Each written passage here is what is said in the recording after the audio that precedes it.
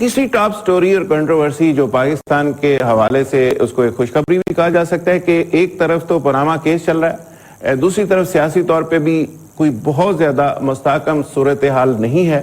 روزانہ کی بنیاد پہ پرائم منسٹر کے آنے اور جانے کی باتیں ہو رہی ہیں، ابھی یہ ڈسکشن چل رہی تھی اور روزانہ کی بنیاد پہ پورے ملک کے اندر ایک ٹاک شو کی کیفیت ہے، لیکن ایسے حالات میں سٹاک ایکسچینج کی طرف سے ایک بہتر خبر میں سمجھتا ہوں کہ ایک پاکستان کے لیے بہت نیک شگون بھی ہے، بہت اچھی خبر ہے۔ برگیڈ صاحب کیا کہیں گے؟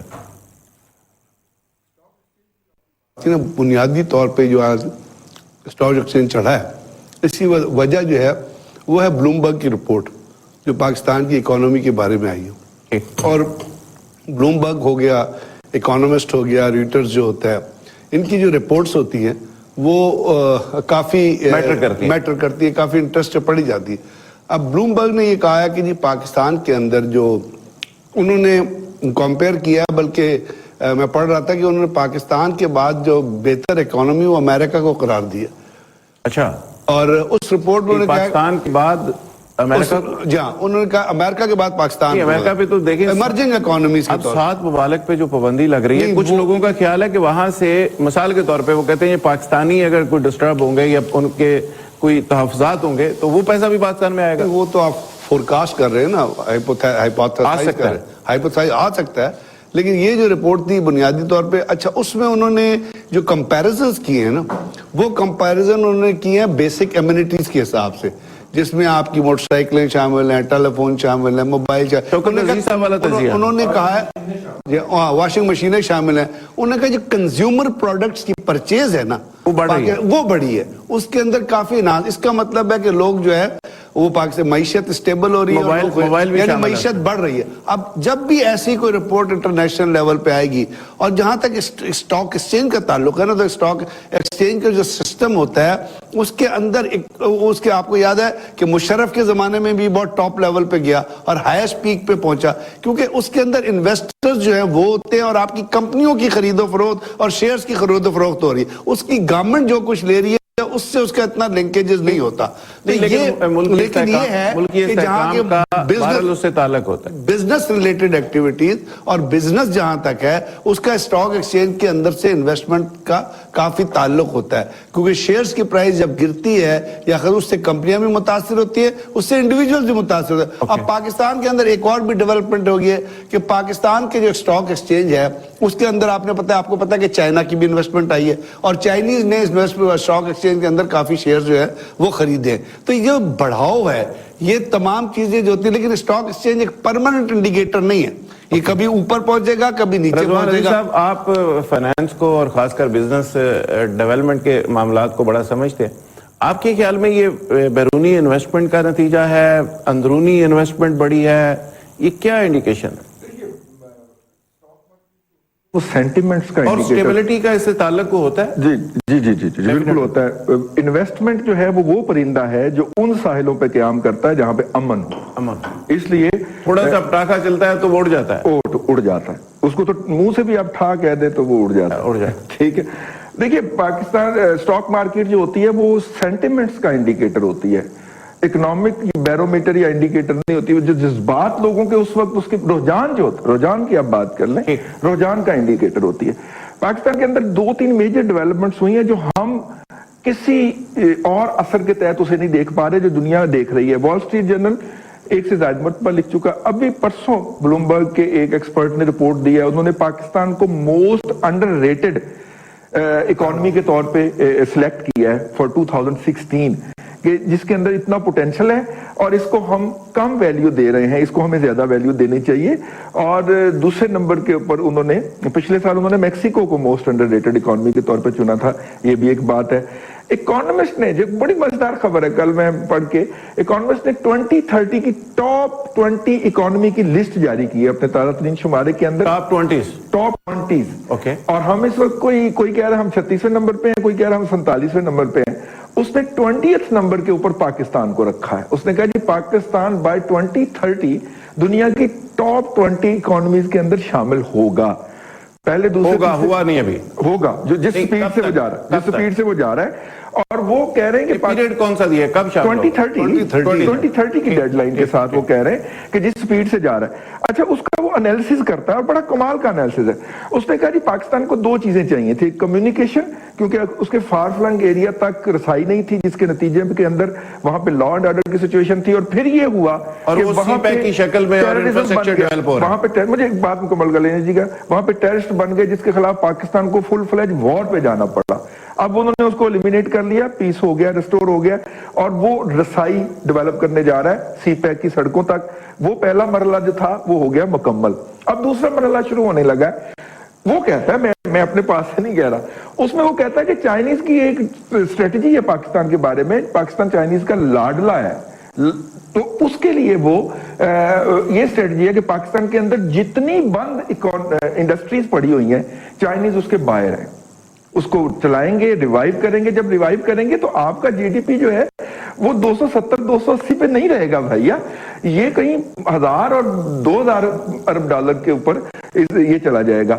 इस सूरत के अंदर वो पाकिस्तान को एक प्रॉमिसिंग इकोनॉमी के तौर पे देखता है।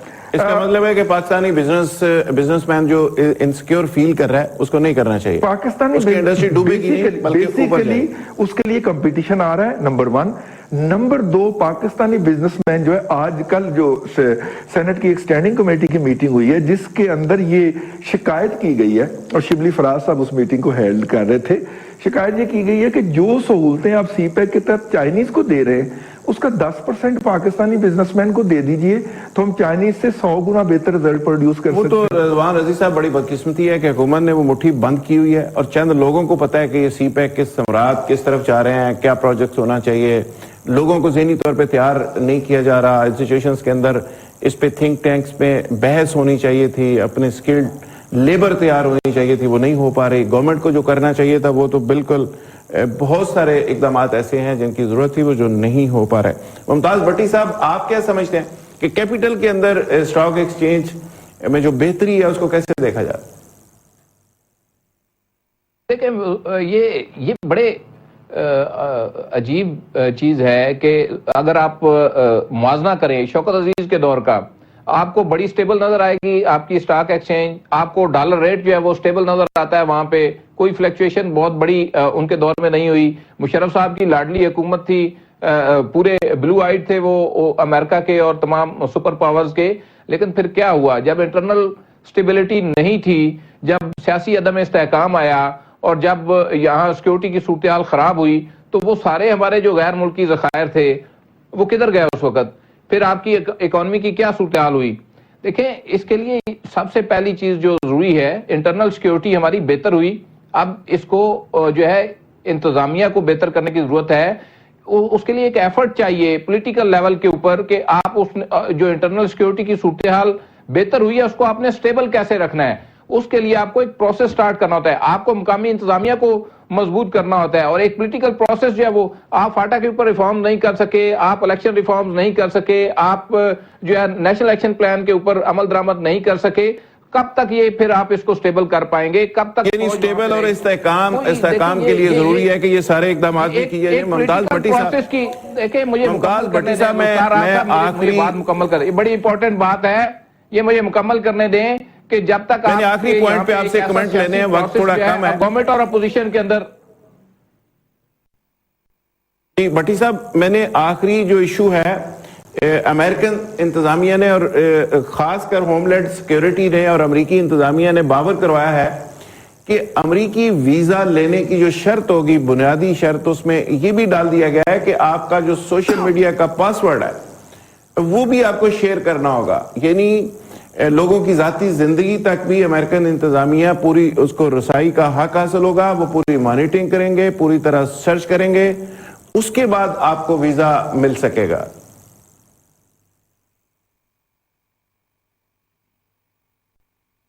जी मुमताज भट्टी। देखिए, ये तो उनका राइट है साहब, इस पे हमने क्या डिस्कस करना है। आप एक मुल्क का वीजा लेने जाते हैं, वो अपनी मर्जी की शराइत उसके ऊपर लगा रहे हैं, तो इसमें आप क्या कर सकते हैं। बरतानिया ने रेफरेंडम करवाया, उन्होंने वहां पे जो वहां पे जो माइग्रेशन हो रही थी اس کو روکا. اسی طرح امریکہ اپنے جو سیکورٹی میئرز ہیں ان کو بہتر کرنے کے لیے یہ سارا کچھ کر رہا ہے. آپ اس کے اوپر واویلا میڈیا کے اوپر کرتے رہے, انٹرنیشنل پریشر ڈیولپ ہوتا رہے. انہوں نے ایک اپنا جو ڈیسیجن لیا ہے اس کو آگے بڑھانا ہے. وہاں کی کورٹس نے جو فیصلہ دیا وہ بھی آپ کے سامنے ہے. تو اینی ہو یہ کوئی اتنا بڑا ایشو نہیں ہے جس کو ہم میڈیا کے اوپر بڑا جس پہ واویلا کریں کہ ٹھیک بات ہے. ممتاز بھٹی سمجھتے ہیں آپ نے افغانیوں کو یہاں پہ کھلی چھٹی دی, اس کے بعد آپ نے جو بھگتا اور آج تک بھگت رہے ہیں, آج آپ کہہ رہے ہیں کہ ان کو نکالیں یہاں سے, تو یہ ان کا ایک سیکورٹی میئر ہے, وہ اپنے ملک کو آپ سمجھتے ہیں کہ یہ امریکہ کا رائٹ ہے اور امریکہ کو ایسے اقدامات کرنے کا پورا حق ہے برگیڈیئر صاحب, ملک کا رائٹ ہے, تو اس میں آپ بھی سمجھتے ہیں کہ جسٹیفائڈ ہے؟ دنیا میں قانون ہے جو فنڈامنٹل اور یہ دنیا کے ہر کانسٹیٹیوشن میں انشرائن کیے ہوئے ہیں.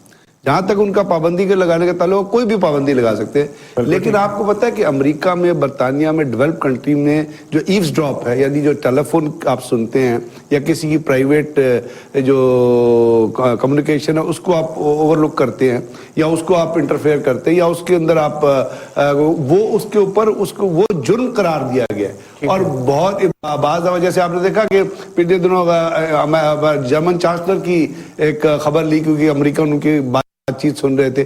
کرنے کو تو وہ ہر چیز کرتے ہیں, لیکن یہ بنیادی طور پے جو ہے بنیادی انسانی حقوق جو ہیں ان کی خلاف ورزی ہے. بھی اس کو جو ہے غلط تصور کیا جاتا ہے, کیونکہ ویزا لینے کی ضروری ہے, آپ نے سیکیورٹی کلیئرنس کرانی ہے, اپنی پرائیویٹ لائف کی کلیئرنس نہیں کرانی. تو سیکیورٹی کلیئرنس, اس سے پہلے آپ کا خیال امریکہ جو ویزا دیتا تھا وہ بغیر سیکیورٹی کلیئرنس کے دے دیتا تھا, وہ پورا کا پورا اپنی امریکہ پوری چھان بین کرتا ہے, آپ کا سوشل میڈیا کا رجحان بھی دیکھتا ہے, ہر چیز وہ دیکھتے ہیں, آپ کی ٹویٹس بھی دیکھتا ہے. میں تو کہہ رہا ہوں کہ یہ تو مطلب ہے ٹرمپ جیسا انسان جو پورا مانیٹر کیا یہ کر سکتا ہے, جو کسی دائرے میں مبارک کرنے کی ان کو اجازت ہے, جو وہ مرضی کرے, ان کا ملک ہے, لیکن یہ بنیادی انسانی حقوق اور انسانی قوانین جو ہے ان کے خلاف ہے. اور یہ ایک جو ملک ہے نا, امریکہ کے بھی اپنے قوانین کے خلاف ہے, کیونکہ امریکہ میں اس میں بڑا شور مچایا جاتا ہے, برطانیہ میں بڑا شور مچایا ہے, یعنی کہ انٹیلیجنس ایجنسیز بھی ابھی کسی پرائیویٹ سٹیزن کا کرتی ہے تو ان کو پرمیشن لینی پڑتی, اس کے لیے بھی سسٹم ایگزسٹ کر رہے ہیں. صاحب جو بنیادی چیزیں بھٹی صاحب میرے خیال اس میں اپڈیٹ نہیں تھے شاید اس حوالے سے, اس میں تو یہاں تک انہوں نے کہا ہے کہ یہ آپ کی جو پرائیویٹ چیٹ ہے اس کو بھی ہم مانیٹر کریں گے. میں اسی دوسری بات انہوں نے کہا کہ یہ ویزا ڈیلے بھی ہو سکتا ہے لمبے عرصے کے لیے, ٹول یوز ہو رہا ہے ذوالفقار صاحب, جو لمبے عرصے کے لیے. بھٹی صاحب ٹول کے طور پہ اس وقت وہ سوشل میڈیا, بھٹی صاحب جو بنیادی چیزیں ایک دو میں وہ بھی آپ کے گوش گزار کر دوں کہ رضوان عزیز صاحب, چلو میں آپ سے پوچھ لیتا ہوں کہ امریکنز کہتے ہیں کہ آپ کی جو پرائیویٹ چیٹ ہے اس کو بھی ہم دیکھ سکیں گے, اور اس کے لیے آپ کو لمبے عرصے کے لیے اگر انتظار کرنا پڑے کہ آپ کی فائل گئی ہوئی ہے اور وہاں پہ انکوائری چل رہی ہے تو آپ ناراض نہ ہوئیے گا, انتظار کریے گا صبر سے. ہماری پنجاب یونیورسٹی کے ایک وائس چانسلر صاحب رہے ہیں مجاہد کامران صاحب. مجاہد کامران صاحب وہاں پہ ایک یونیورسٹی کی دعوت پہ, جب وہ وائس چانسلر تھے تو بولتا تھا ان کا, اور ہر چینل نے ان کی اس جو واردات کہہ لے ان کے ساتھ ہوئی اس کو چھاپا بھی, ہر چینل کہہ رہا ہوں, ہر اخبار نے, بہت سارے اخبارات نے, سب سے زیادہ بکنے والے اخبار نے بھی اور سب سے زیادہ چھپنے والے اخبار نے بھی ان کی اس داستان کو چھاپا. وہ جو ہیں انہوں نے یہ بتایا کہ وہ جیسے ہی انٹر ہوئے تو ان سے لیپ ٹاپ مانگا گیا, انہوں نے جب لیپ ٹاپ دیا تو اسے کہا گیا کہ اسے لاگ ان پاس ورڈ دے کے نا تو آپ چلے جائیں, آپ یہ ہمارے حوالے کر دیں, اور انہیں بٹھا دیا گیا. اس کے بعد ان کا جو بلیک بیری تھا وہ لیا گیا. اب آپ کو یاد ہے بلیک بیری, اب تو پرانی بات ہو گئی, لیکن جب وہ گئے تھے تو اسے بلیک بیری بڑا ان تھا. اس کا بھی کہا گیا کہ پاسورڈ دے دیں, اس کا پاسورڈ جو ہے دے دیں. سہولت انہیں یہ دی کہ پاسورڈ خود انٹر کر دیں. اب اتنی سی انہوں نے کہا ہے کہ پاسورڈ بھی آپ ہمارے ساتھ شیئر کریں گے, تو اس میں یار اتنی کھپ ڈالنے کی کیا ضرورت ہے, یہ سارا کچھ پہلے ہو رہا ہے, سارا کچھ پہلے ہو رہا ہے, تو یہ ٹرمپ پر ڈالنے کی ضرورت نہیں ہے. نہیں, انہوں نے کہا کہ میرا سوشل میڈیا پورا سکین کیا گیا اور مجھے پوچھا گیا سوال کہ یہ فلاں جو چیز تھی یہ آپ نے شیئر کی. انہوں نے کافی 30-32 سوالوں کی لسٹ بنائی اور وہ کچھ 4-5 گھنٹے تک وہاں پہ پھنسے رہے. وہ وی آئی پی گیسٹ تھے, وہاں کی یونیورسٹی کی دعوت پہ وہ گئے ہوئے تھے, اور انہوں نے وہاں پہ جا کے ایک کانفرنس کو پرزائڈ کرنا تھا. رضوان عزیز صاحب کے وہاں پہ جوتے تک اتروا لیے گئے. بہت شکریہ. ممتاز بھٹی